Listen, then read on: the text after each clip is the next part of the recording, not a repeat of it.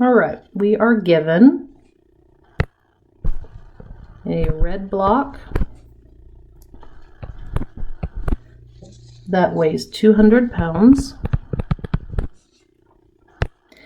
and a blue block that weighs 300 pounds. And I've got this sitting on a surface with a coefficient of static friction between the surface and the blue box. So mu b equals 0.3. And I'm going to pull on this with a force P that is acting at 15 degrees. And just for kicks, I'm going to tether the red box to the wall. And we have a coefficient of static friction between the red box and the blue box of 0.4. So mu red blue. And this is static. I should put the little s there because we're not moving anywhere. We're in statics. Save the kinetic friction for dynamics. I want to find the magnitude of P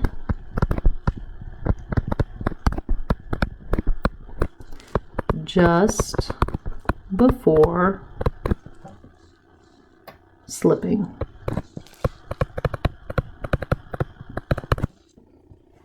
All right, so how much can I pull on the blue box before it starts pulling out from between the red box and the floor? All right, solution. I say all right a lot. I realize that now that I'm recording all these lectures.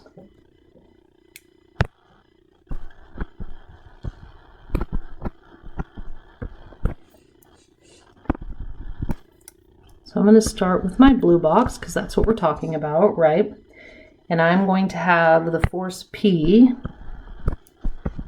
acting at 15 degrees here.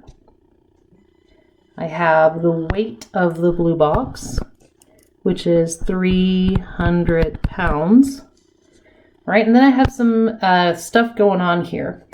The ground is keeping the blue box from moving to the right. So that means it's going to have friction here. Friction B, right? And then the ground is holding it up. Normal B. And because we want it just before slipping, that means that this is a maximum, which is equal to mu 0.3 normal B. Okay, that just before slipping is always important. Now I also have friction between the blue box and the red box, which is going to be pulling against P. So that means I'm going to have this friction, red blue, okay, which also happens to be a max because I am just before moving.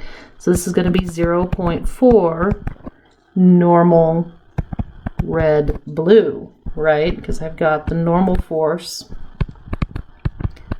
red blue here. And I'm sorry, all those normal forces line up because I've got everything put together there. If I were to sum for my forces in the x direction, x, y, we would have negative 0.4 in red blue, negative 0.3 in blue, plus P cosine of 15 degrees. And if I were to sum forces in the y direction, I would have minus normal between the red and the blue. I would have the normal of the blue plus P sine of 15 degrees. All right, doesn't get me anywhere, so I'm going to move to a free body diagram of the red box. See if I can get some values answered here, okay? So here is my red box. It has a 200-pound weight. Remember, we do not have pounds mass here. It's always pounds force.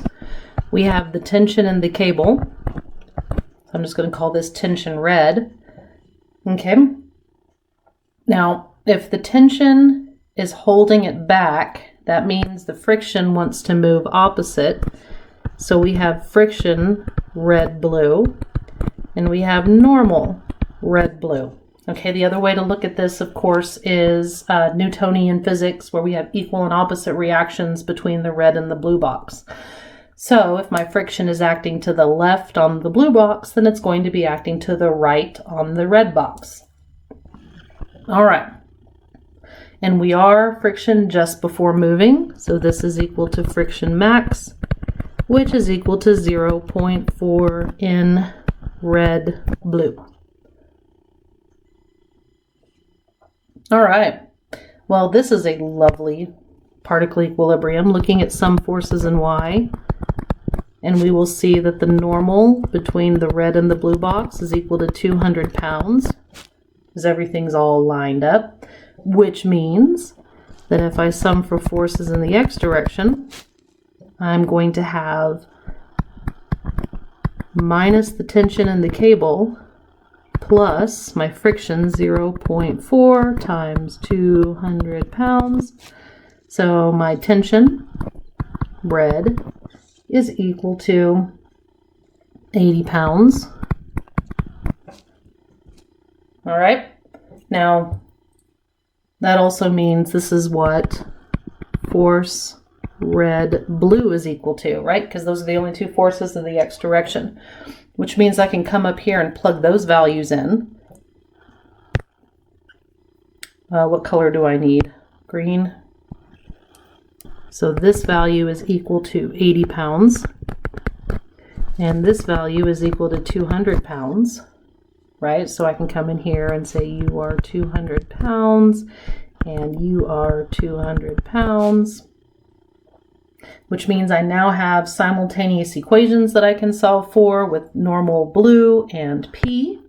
And solving for those simultaneous equations, I get P is equal to 220 pounds. And I didn't solve for the normal blue box because I just needed P. So I'm going to box that in and call it good. So this is what I need to pull on it to make the 300-pound box. I need to pull greater than that to make the 300-pound box move.